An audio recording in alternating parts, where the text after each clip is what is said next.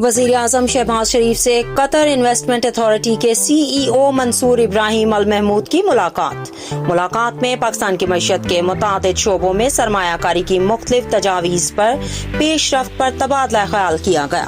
मुलाकात के दौरान पाकिस्तान के तवानाई और बुनियादी ढांचे के शोबों में सरमायाकारी के मौक़े पर रोशनी डाली गई।